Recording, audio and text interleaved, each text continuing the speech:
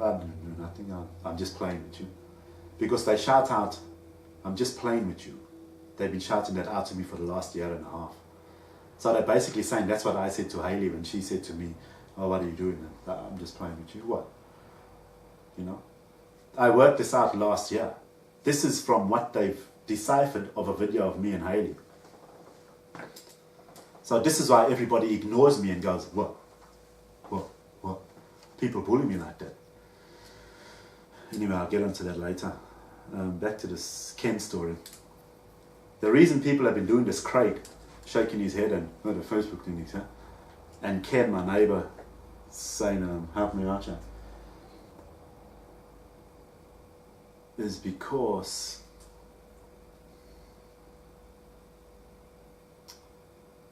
they've seen video of me and Hailey.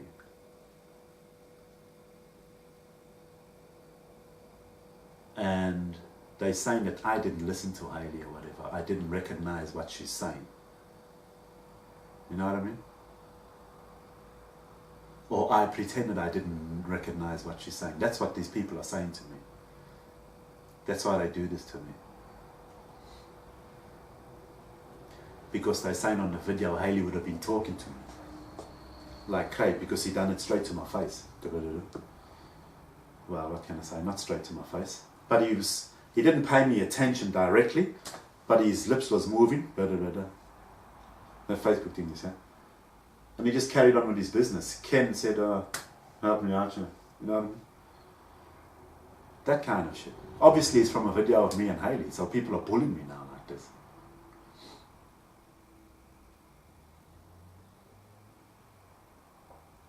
So that's where I figured out it's all from. Because people assume I'm guilty of sexually assaulting Hailey. That's why the system's all bullying me now as well, for the last couple of years.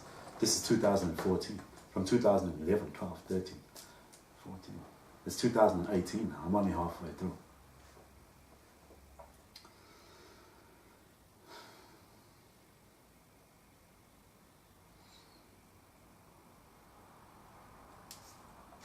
I'm just trying to think of how it goes.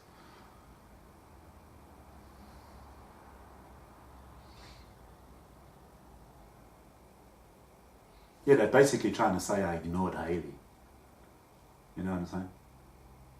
Or whatever. This is what they've made up out of a video they've seen, so they bullied me about it. I know this is the case. I've been dealing with this for the last year and a half. Every single day. After I realized what people are on about. What they're trying to say I'm guilty of. I think about this every day, and every day people are telling me and bullying me.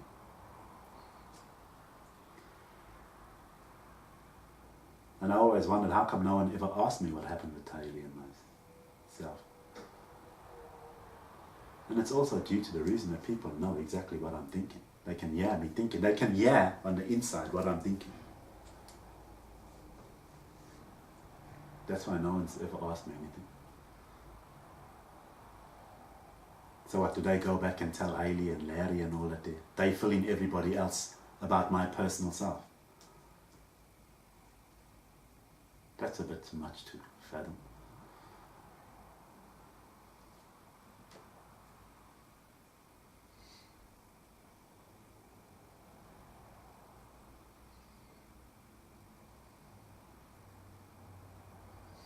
So they're saying basically that I just said to Hailey, oh, I'm just playing with you. Just playing with you. That's what they're saying. I don't know which part of the night that was. I can guess, but that's all it will be, is a guess. But they've got video, and I know they have. And they've obviously interpreted it wrong.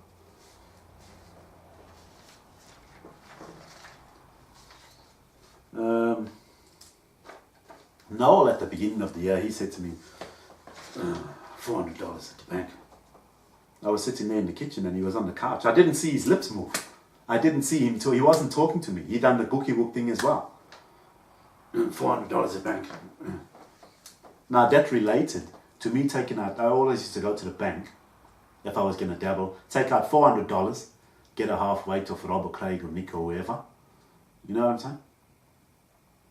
So that's what that related to. He's telling me he knows about me taking $400 out at the bank. And he used to go,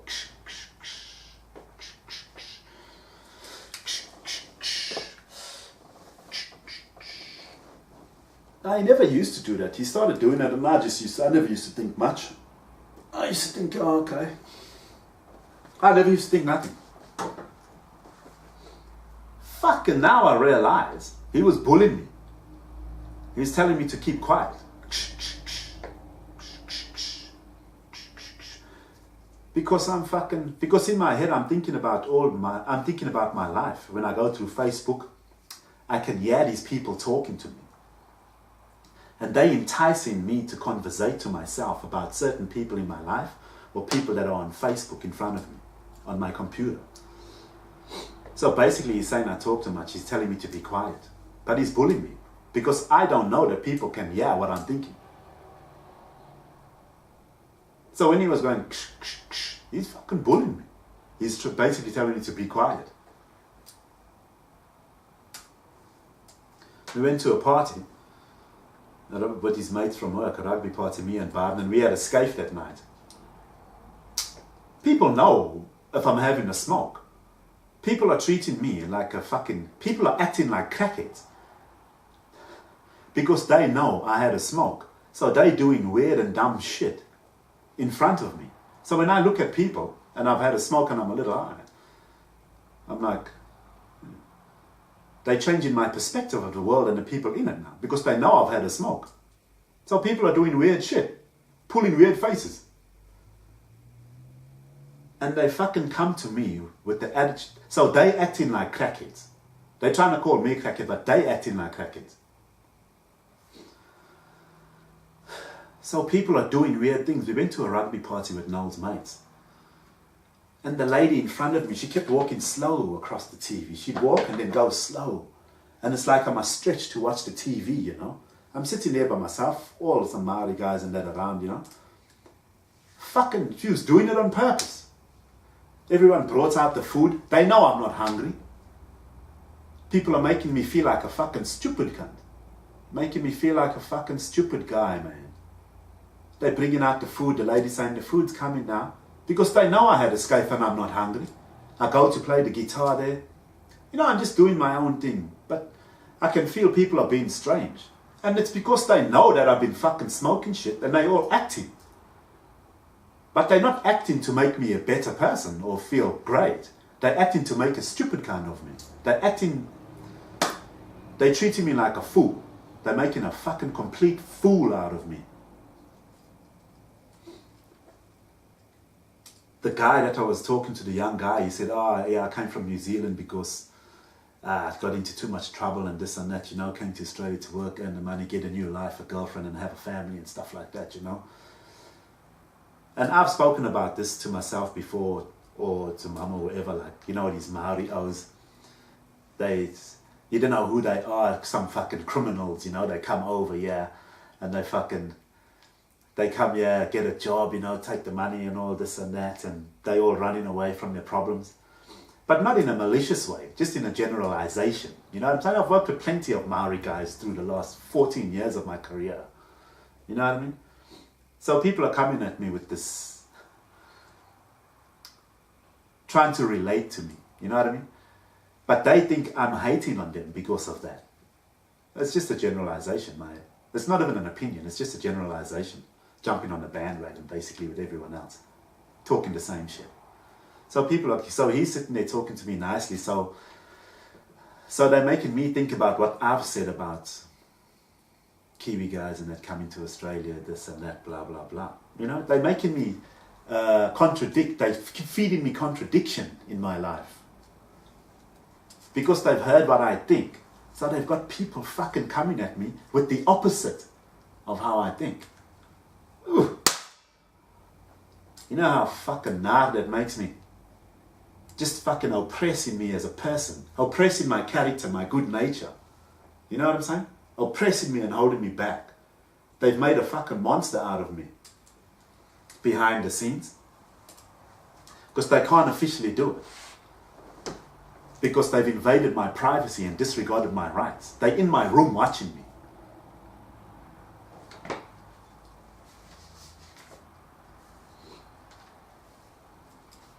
Noel, every time he saw me, I saw Noel when I was at that party. I was standing there and he saw me standing by myself and he looked. Then he'd come over and he'd start crying and talking about him and my mum. Oh, yeah, you know, your mum, this and that. He was acting. He was making me feel insecure and sorry. He was feeding me depression and trying to make me come down, feel sad. People have been doing this now. This is part of their game plan with me. To surround me with depression, sadness, make things hard in my life, take away my houses, my cars, my jobs, my kids. Because I'm a dog. You don't just do that to anybody for any reason. Because the system says I'm some kind of perverted dog, bruh. Major, big stuff. This ain't no little small fry shit, bruh. My own bras and family are fucking me over. And every time he'd come and start crying about, my mom, your mother, this and love your mother, this and that, everything, blah, blah, blah. He done it about 3 times. I got gnarled with him at the end. I fucking almost pushed him away. I'm like, hey, stop crying, man. You know what I mean? I never said that to him, but in my mind, I'm like, fucking stop crying like a baby, man. Get your shit together. Ow. We're in front of everyone. Let's go home. You're too drunk. That's how I'm feeling now. He's done my fucking head in. But he's done it on purpose. I take him outside to the car. I'm trying to stop him from falling over on the steep driveway because he's going to crack his head open or whatever. And he's acting like a fucking baby, except. You know what I mean? Yeah, the food is shit. He fucking pisses on the post box. You know, I'm like, fucking you at somebody's house now, you telling them their food is shit. You're disrespecting them. You pissing on their fucking post box. Out the front, you're a fucking grown man. You know, I'm feeling embarrassed by you here. There's no one around. But I'm thinking to myself secretly like, ow. Okay, you're just drunk. You know what I'm saying? You're just drunk. When I find out that this fucking been doing it on purpose, you know how mad that makes me? Because they just fucking with me because I had a smoke. So they're changing my mood to be fucking aggressive and mean and sad and depressed. You know what I'm saying? It's like people are scared to make the world a happier place. And the reason being is because they say I'm a dog. So they all want to feed me depression and all this crap. Hey, I was fucking so gnarled when I found all this out last year and I put it all together. Oh, fuck me. Say, really? This is 2014. It's been happening in my life since 2011. I was clueless that people are treating me like a fucking idiot on purpose and destroying my life, leading me in the wrong path.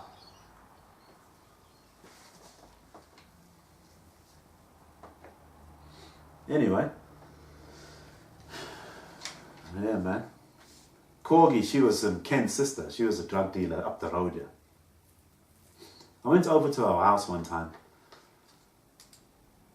And I was sitting there, you know, having a cool time. I quite liked her. And we were sitting there. And then she stuck her neck out like that. I was sitting there. She was sitting here and the TV was there. And then she done this. And I looked at her and I thought, hey, what you doing that for? I thought maybe there's a guy or a boyfriend in the room, in the house somewhere, and she's telling me to go. You know what I mean? So I thought, fuck it. She kind of changed my mood, and I thought, fuck it, I'm going to go. You know what I mean? Because that's too strange for me. You know what I'm saying? I was just sitting there having a cigarette.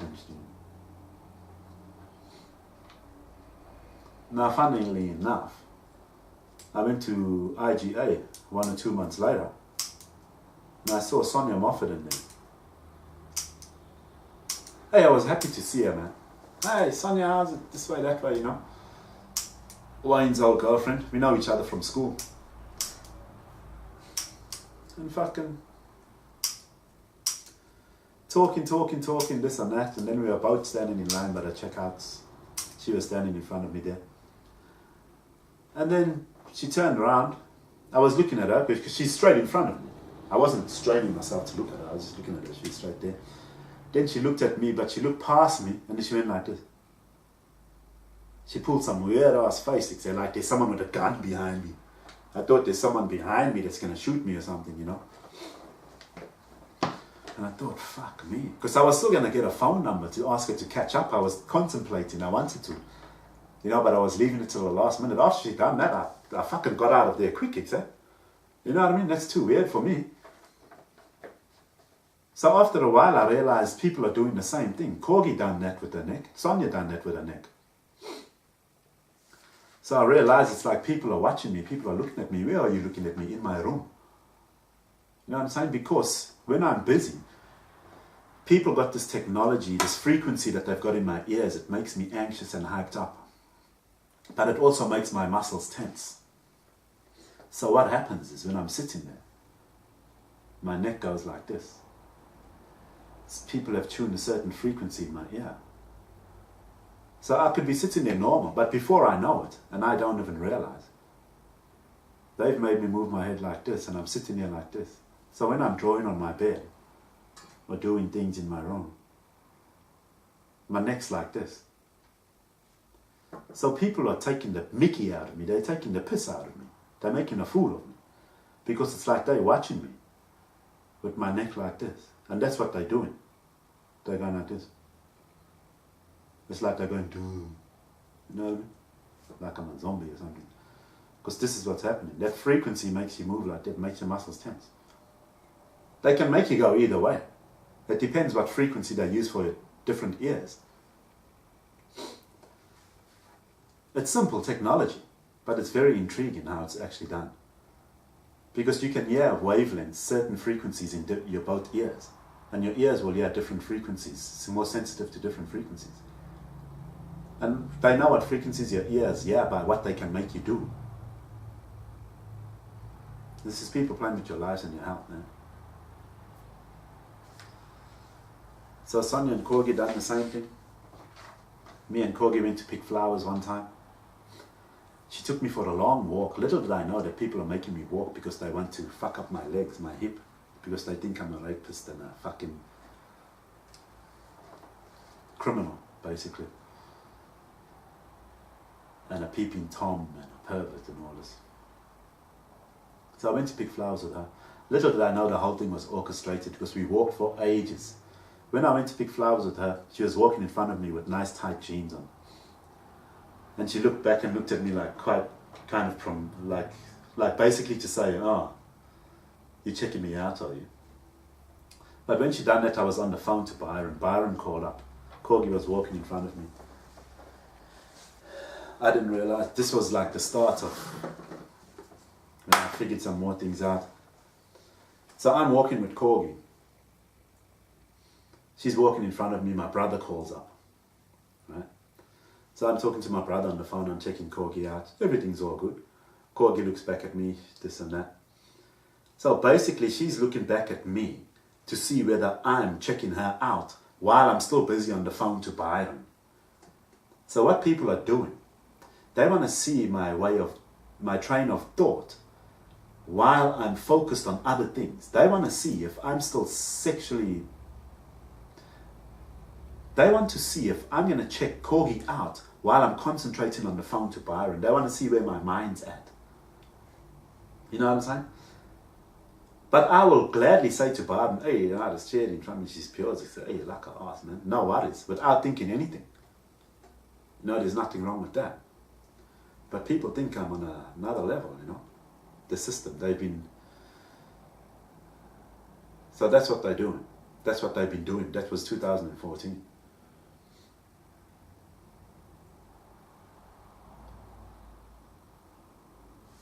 And over the years, that's what they've been doing. As soon as I go to do something, somebody calls me up. Hey, this way, that way. They're trying to make me forget. They're trying to confuse me. They're trying to scatter my brain. It's happening right now. There's a frequency in my head right now.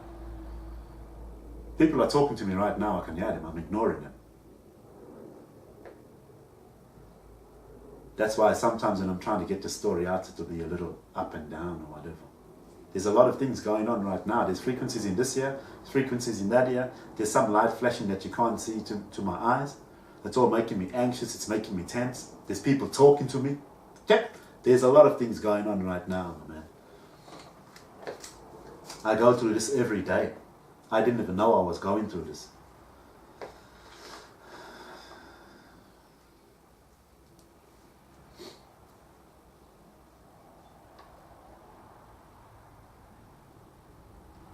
Now this happened because the system heard me stealing my thoughts away from me.